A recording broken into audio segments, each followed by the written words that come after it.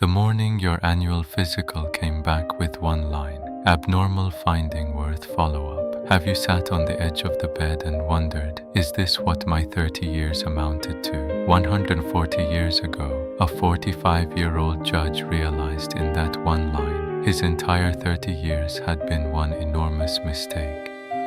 30 years of climbing the bench, 2 children, a respectable apartment, then one day, a small bruise on his side from bumping a corner. 6 months later, it kills him. The Death of Ivan Ilyich is a 140-year-old mirror held up to the global professional approaching 50 who woke at 3 a.m. and finally asked, is this what my 30 years amounted to?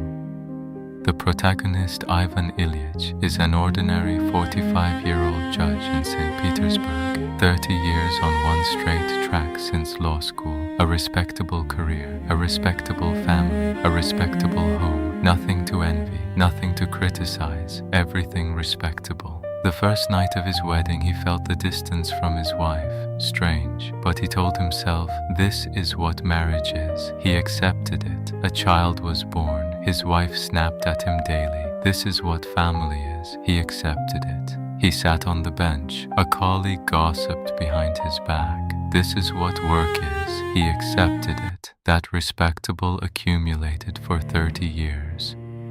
One day, hanging a new curtain, he bumps his side on the corner of a writing desk. A small bruise, nothing serious. He ignores it. 3 months later, the doctor diagnoses him. 6 months at most. This is where Tolstoy's coldest gaze begins. The family changes. His wife snaps. Are you complaining again? And starts seeing him not as a dying patient, but as an inconvenient burden. His daughter, busy with wedding preparations, stops visiting his room. His colleagues come for visits and smile politely.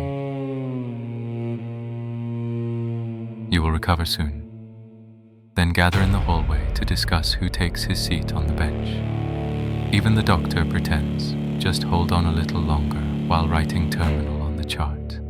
Ivan Ilyich watches all of it and realizes this pretense is exactly what he himself has done for 30 years.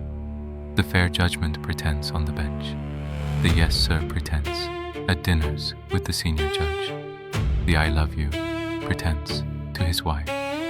30 years, entirely a lie. This is not the story of an 1886 Russian judge. It is the moment last night when you received your annual physical results and could not get up from the bed. Have you woken at 3 a.m., approaching 50, and asked, is this what my 30 years amounted to? The golf with the VP, the corporate dinners, the crushing mortgage on the suburban house. All 30 years, were they the path others said was right? After parking in the driveway tonight, have you sat at the steering wheel, unable to walk inside, and wondered, why am I here? The face Tolstoy painted in 1886, that judge's face, is the exact face of yours, smiling without a soul at the corporate dinner today. At the end. 3 days before death, Ivan Ilyich faces the truth for the first time. Everything I have lived was a lie. In that moment, his young son comes to the bed and takes his hand. Tears fall from the boy's eyes. For the first time in his life, Ivan Ilyich feels something real. And then he dies.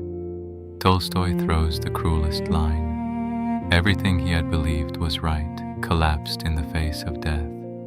This is not comfort.